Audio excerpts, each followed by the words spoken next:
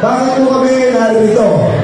Kasi gusto po namin na ako, bilang tatakbo pong gobernador, humingi po ako ng suporta sa inyo. At ako naman, bilang gobernador, may dala akong biyaya o magbibigay ako ng benepisyo sa inyo. Ha? Hindi kayo uuwi luhaan. Uuwi kayong may dalang pera. Grabe ka, Chris talaga. Hello mga Kodonatics. Though hindi pa officially nagsimula yung campaigning for midterm election, may mga politiko nang nauna. Though hindi nila sinabi na campaign ang ginagawa nila, pero the whole sense is already campaigning. And dito si Dan Tambaloslos, yung aliporis ni Tambaloslos, si Dan Bacolao, nagsalita siya. And can you imagine? Napaka-cringe na video na to kasi nga, sabi niya, mamimigay daw siya ng pera galing sa kanyang bulsa. Personal. Maniniwala ba kayo? Ha? Grabe talaga. Napaka-cringe ng video na to. Tingnan mo yung the way siya magsalita, the way siya mag-entertain sa mga audience. Ay, nako. Ewan ko ba, bakit to naging politiko? Si Mr. Google. Let's watch the video. Ayun po, bakit po kami narito?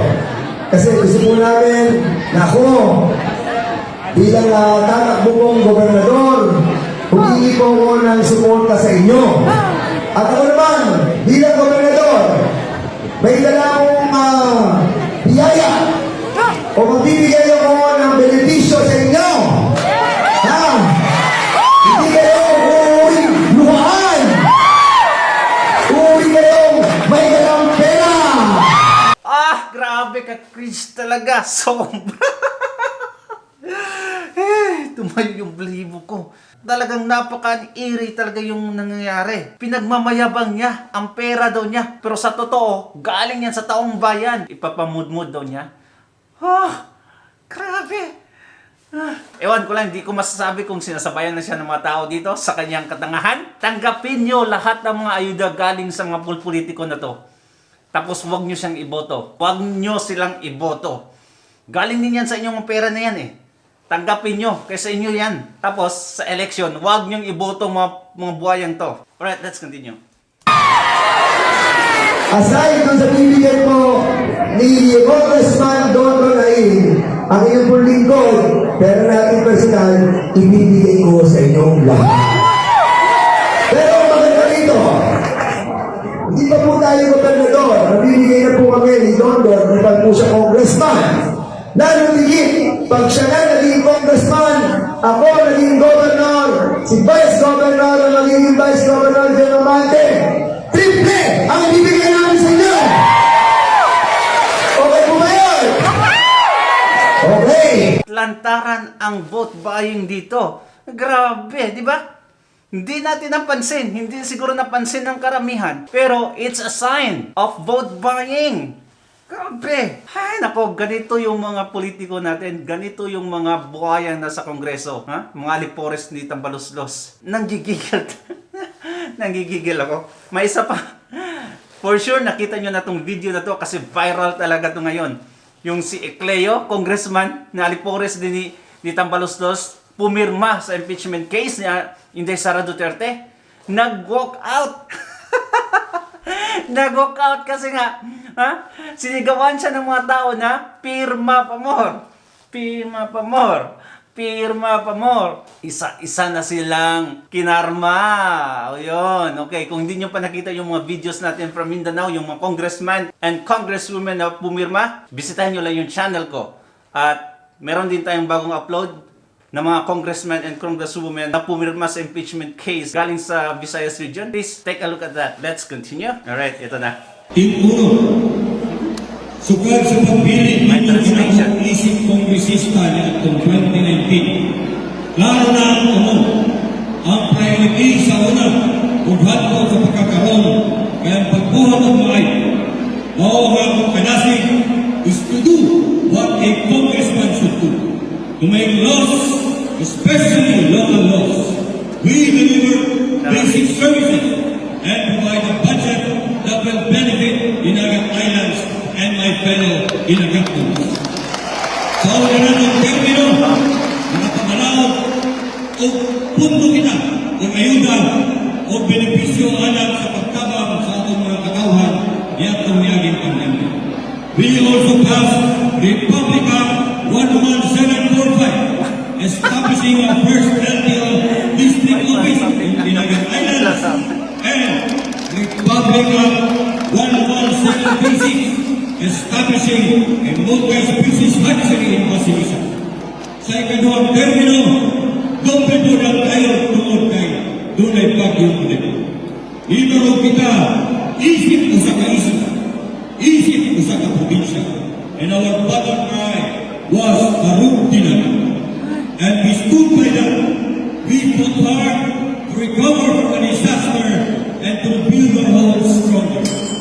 Sa atong pagkaroon, kung may undang sa katao, na ilang panaw ang Republika 12032 nga nagbuhat sa atong kabalison ng 48 days na ilaga.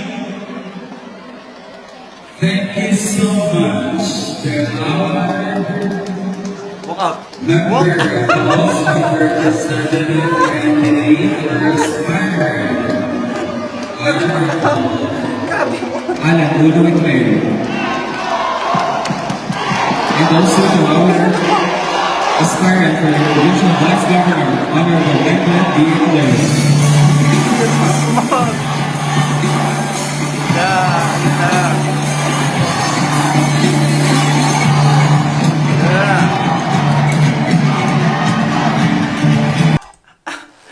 Ang nakakaaliw pa nito, yan nakita nyo, yung isa sa mga nakaupo dyan, sabi niya, ako ang nahiya sa ginawa ni Congressman Cleo. Naiyak pa siya. Grabe. Tapos nakasuot siya ng t-shirt ni Congressman. Ay, nako, grabe. Ganitong klaseng congressman ang iboto nyo. Tingnan nyo, napakakupal. Ha? Walang respeto. Kung magsalita para kung sino.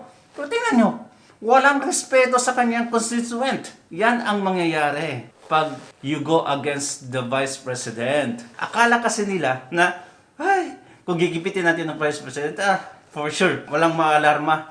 Ha? 32 million, maybe 50 million. Half of the population. Nakasuporta yan sa mga Duterte.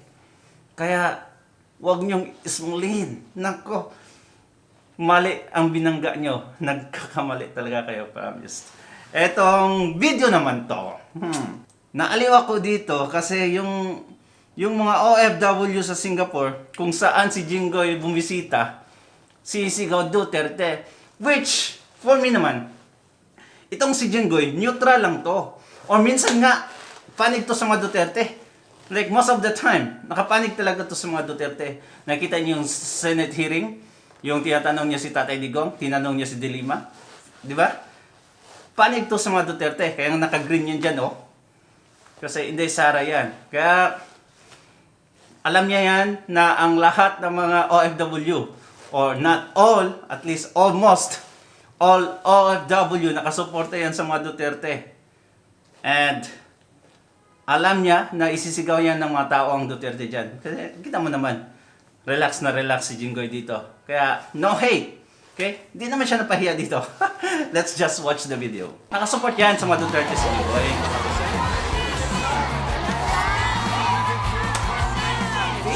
Ang daming OFW. Oh, look at that!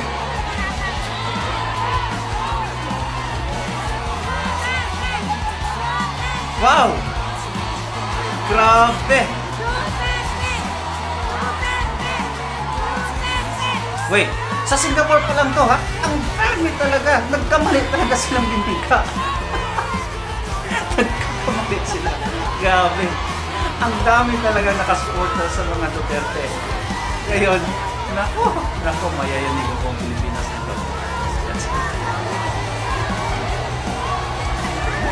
Look at that!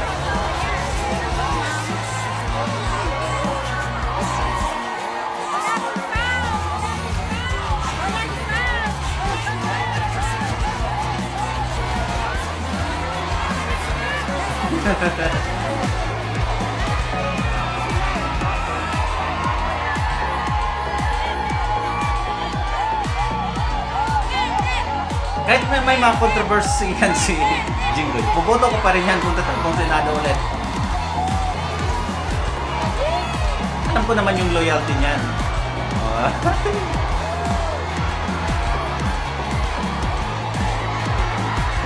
Grabe! So dami naman! Mabuhay OFW! By the way, I am also an OFW, so mabuhay din lahat! Grabe!